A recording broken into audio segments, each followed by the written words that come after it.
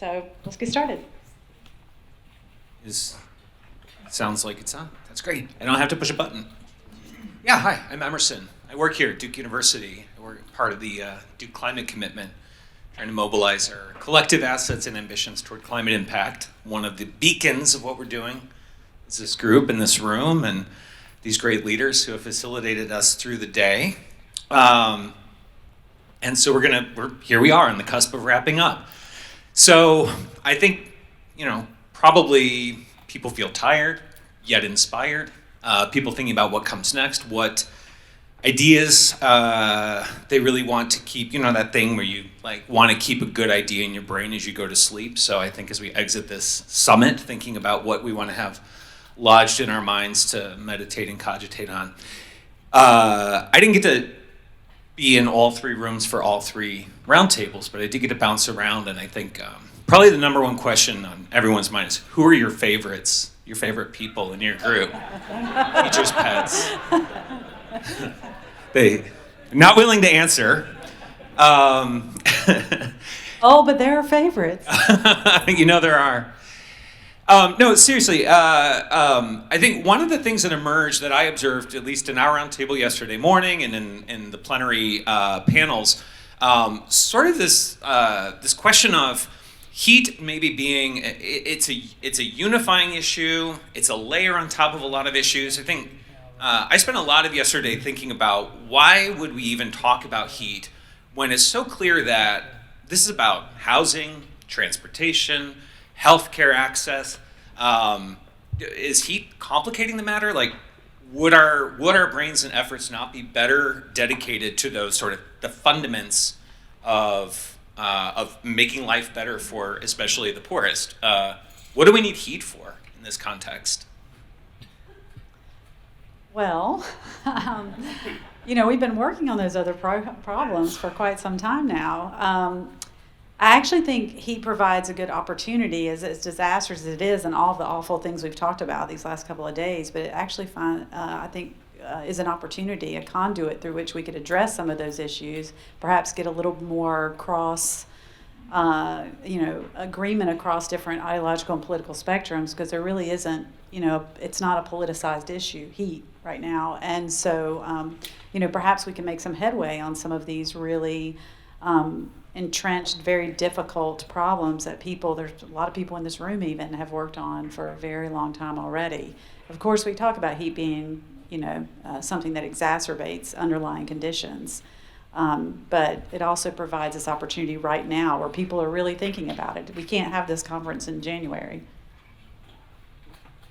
And that was my point of thought, is it's here and now.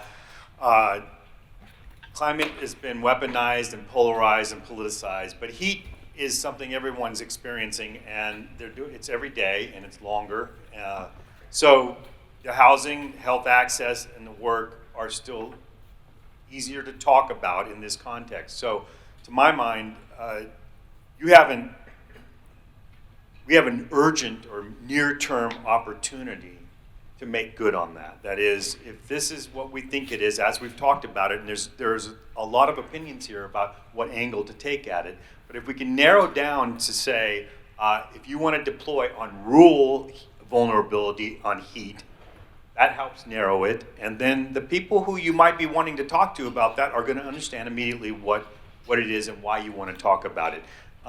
So those houses, so I think one of our participants, I won't say who, said it is houses, it is your access to health, and it is work. That starts to create a frame all by itself. And I know there's a lot of dimension and complexity to all of that, as we've seen here over the last 3 days. What do you think, Martin? Is heat giving conceptual unity, or is heat adding to what is already like a pretty heterogeneous mix? I think the same thing. When we go to the water sector, we usually end up with the same kind of a thing of, this isn't a water problem, this is actually a poverty problem. And I think I see the same thing with heat, that for a lot of what we talked about, this is actually a problem of poverty. It is, we see it through a lens of heat in these very discrete windows of time, and it draws attention to it. I think there are some aspects of the heat, if we say heat crisis, that could be addressed in a way that systemic poverty could not be addressed. And so there's something tangible there. And I'm going to echo what my somewhat illustrious colleagues have said, which is it also is something we talked about rural and urban. We talked about black communities and white communities. We talked about people being affected at work and people being affected at home. And I think that we need in the United States, especially in the next few months, we need issues that have shared experiences across these different communities. And I think heat gives us that in a way that other environmental issues do not. So it's interesting. I mean, there's definitely two sides to this coin, right? And we spent a significant chunk of yesterday as a group and in the roundtables kind of getting ourselves wrapped around the issue of climate communication, right? So this idea that heat is unifying, heat is accelerating, heat is a bridge building issue. It is depoliticized, but it also seems to invite that very politically poisonous word of climate. So again, back to the question, like, why ought we to be talking about heat in this political environment when it seems like a risky way to frame up conversations? Well, we talked about this. So the climate for this discussion, for most people, not everyone, not us maybe, is the dam in the river. And the heat allows you to keep going around that as long as you don't get stuck and keep talking about climate. I spent 30 years on climate and transition, energy transition, and it's still, there are plenty of people talking about it. There are so many different avenues to work on it. Heat can be somewhat rescued from that discussion and keep moving. I think as a policy matter, to me, it's a huge federalism problem. It's state and local and then feds, but you have an immediate opportunity now that's near term, short term, and to act. And I think this conference, or this summit, I should say, has really helped coalesce what that might look like. Well, and I think also, so to add to that idea of why we're talking about heat is, there are people who have been working on this topic for many years, but we haven't actually been working together. And there are people working in very certain, you see little pockets of people that are working on this topic. But one of the things that I said at the outset, and one of the reasons why I even wanted to have a Heat Policy Innovation Hub, right, is because I've not yet seen any kind of cross-sector collaboration or effort to do something like this. And so we're talking about this now because I believe there's motivation. The media is talking about heat in ways that they never have before. I believe there's the appropriate public attention to the problem. I think we're at a moment where policymakers are leaning into the problem. We've got insurance sector who's interested. We've got the finance sector who's like, wait a minute, what are we going to do about this? And then we've got, public agencies that are trying to grapple with it too. So we're just at this unique moment where you've got researchers and scientists who've been working on this for quite some time and have, and the science is actually good, right? We've got communities, some of whom already have really unique and innovative solutions. Some of them are trying to figure out how to implement their solutions given the constraints that they have. And then you have all of those other sectors that have woke up and are just like, wait a minute, I think this is something we should be working on. And so this is kind of that moment, right, that doesn't come along that often, where you have everybody interested in this topic, and what we need is some kind of coordinating force to get us all rowing together. So coordinating is an interesting word, and you guys know that I love the dam metaphor. America's hottest climate emergency right now is the Rapidan Dam, and it's kind of a beautiful metaphor for this, and it's also sort of something that I think points to the different ways that this group of people, this community of people can work. And so to that question of how do you get around the logjam, but then also this question of coordination and prioritization, right? So these are sort of two separate things. So let me take them in order. And this idea, like, you all heard good ideas, good concepts, the kernels of various conversations. What were the sort of best things that you heard maybe people in this community could carry forward as that getting around the logjam? What are the unsticking, well, it's not actually unsticking, it's avoiding the stuck. Well, this is something you already know. I think the message on the communicating and with stakeholders was this has to be bottom up. That there are federal resources. There's a historic funding opportunity available, so you don't have to worry about that. You need to figure out how to get to that. So, but it has to be informed by whatever communities think of heat. It's not necessarily what the research tells us about heat, that's available. It's what the communities think about it. And so that workers, that's how, what's the temperature when you're asleep at night at 2 a.m.? Do you have adequate cooling? And then tomorrow. So I think that came through very loud and strong. And then people proceeded to think about what are some of the connections that can be made. Because I think what I noticed the most was that there are bits and pieces of this everywhere in the room here, and at least 2 or 3 people were connecting every few minutes in the discussion. What started to stand out to me was that there are certain issues related to heat that are systemic across government. So it's hard to apply for grants. It's really hard for local governments to apply for grants. That's not unique to heat. What we started to hear later on this morning was what are the surgical strikes that are specific to heat that are movable at the agency level or even at the local government level that don't mean also taking on really massive things, like Brock's quote this morning about the whole shelter building thing. That's a different quote. But the quote of, don't try to reform FEMA, just do these other things instead. And I think that when this started, I was like, geez, we're talking about ending poverty as well as rebuilding rural America and launching new satellites. And that's, yes, but this year, we could start to identify some very specific types of things. And that started to bubble up. And I think that that's probably where I would try to grab onto, rather than the big reform types of things, is the strikes that are specific to heat. And that's a really hard thing to kind of humble ourselves to actually try to go after. Although I think you should deploy a Skunk Works group to start that. I mean, I think, so one of the things that came out in our group was, you have these really, a lot of people talk about systemic change, these huge, big shifts, right? And those are long-term, 10, 15 years. But there's heat season next year, and the next year, and the next year, and the next year. So I think one of the things that, we are thinking about is, like, what is it that we can do right now? What is it we can do 5 years from now? What is it we can do 10 and 15 years from now? Thinking about it across longer time scales. But to that end, though, too, is a realization that what communities have, long identified, or like this is our priority, this is the way we think about this is how we want to talk about this, is not always matched with what motivates industry to do that change, what motivates policymakers to make that change. And so how do we figure out how to do what it is we're trying to do even in the smaller long-term increments. And one thing that I think came out really clearly in our last roundtable was the power that individual agencies have, federal agencies, local agencies, state agencies, and perhaps those are actually the pressure points by which we can have some really substantive interventions for the near and mid-term solutions.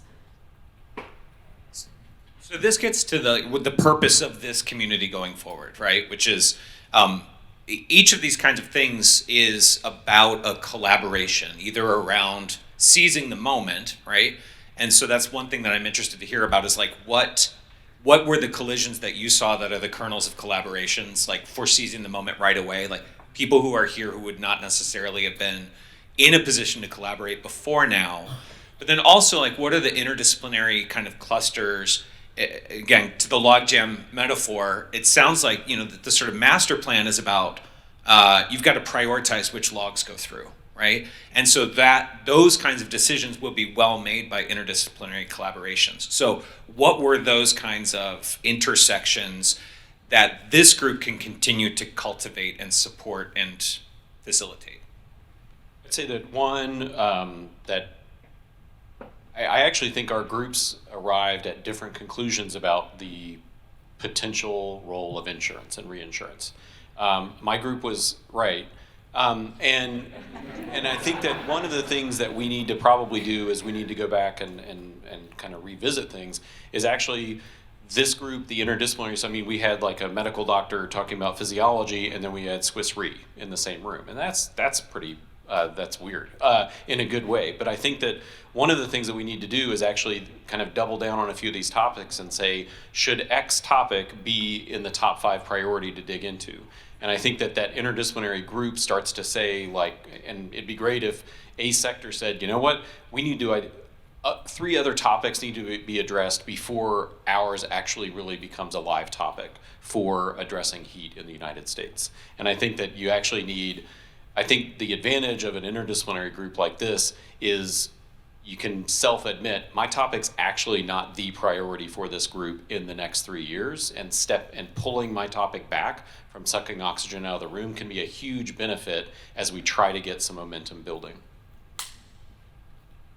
I think that, so yeah, I can agree, not about the role, our difference, because my group was right about the insurance question. So I think, but I think one thing that there are some sectors that maybe they're not quite ready.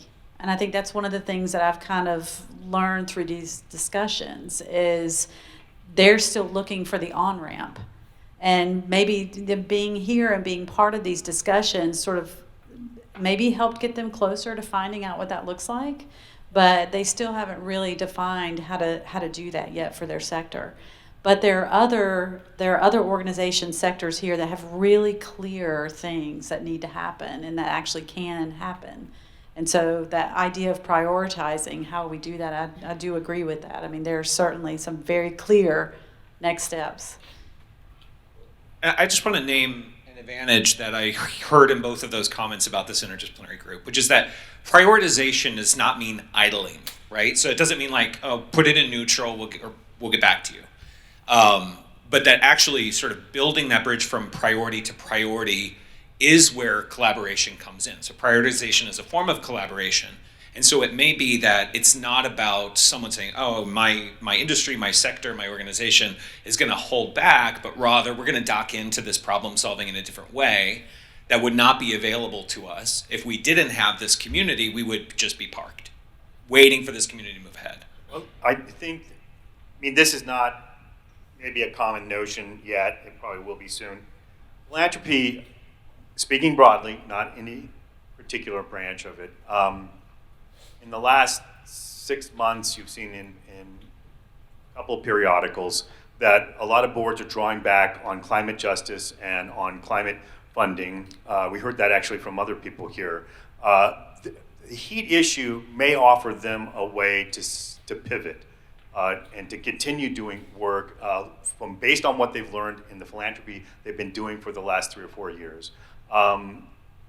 Especially where there are challenges or obstacles that are political or cultural in nature, this may be the avenue. I really do see this as an issue that can transcend a lot of the division that exists right now. And you can do it artfully and scientifically or evidence-based, but there's a lot of diversity here to continue that quest. And I saw it represented here from my own perception. Well, Ashley, it seems like this group is ready. From everything that I've heard, this group is ready to move forward together. I think that there's I really hung up on this logjam metaphor, but if we're flowing forward together, there's sort of two parameters that are really important, which is like the current itself, where the synergies occur, and then the boundaries, the banks, right? Without which we're a swamp, and that's definitely not what we want for heat. Well, maybe we do, actually, ecologists in the room. So I think identifying, where the synergies are, where we flow together, and then what the boundaries are around this so that it actually is directional and has velocity are both two things. So I think you want to hear from this group about those steps forward, and I think thinking in terms of those parameters, like what is the together and what are the boundaries?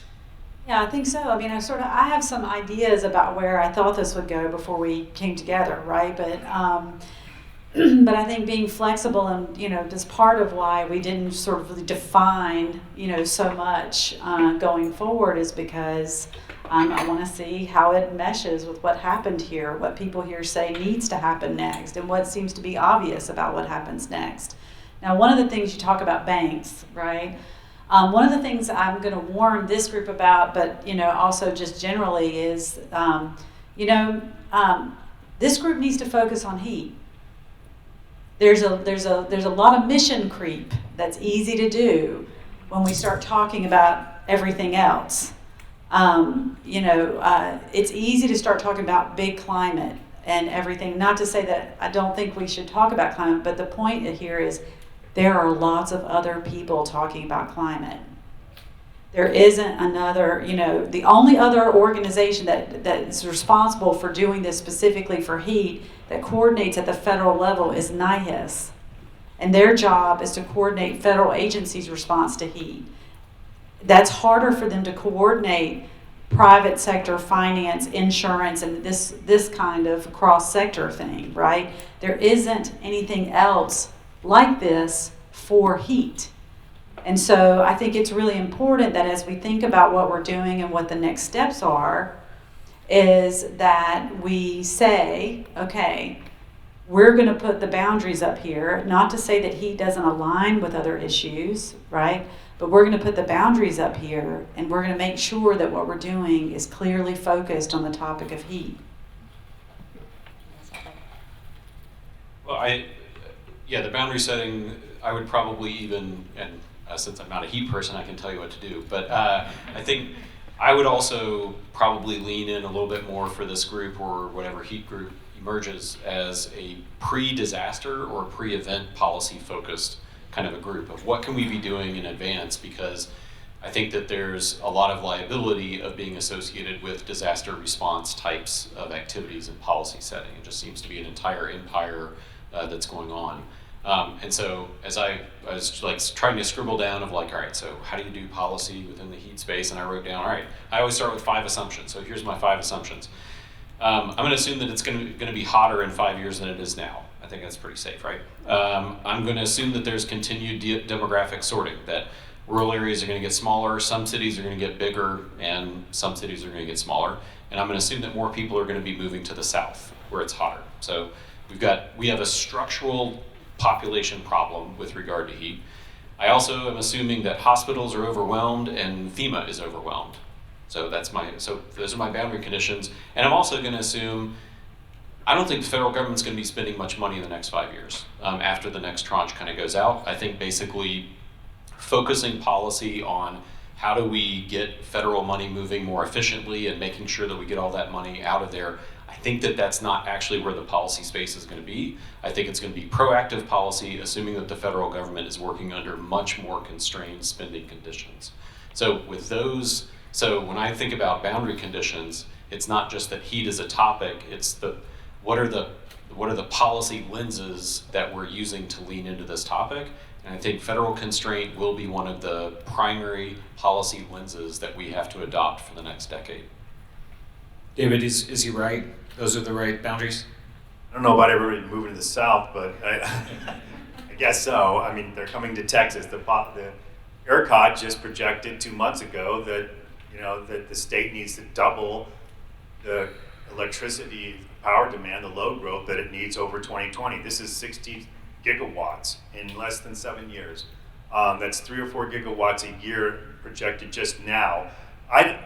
That is one of the boundaries, is that you're going to still have doubling effects of water consumption and electricity power consumption while you're trying to solve for heat. So take a lesson from the federal page. I'm very impressed by what has happened in the last year to try to deploy the IRA and the bilateral, the bill, the BIL, the bipartisan infrastructure law.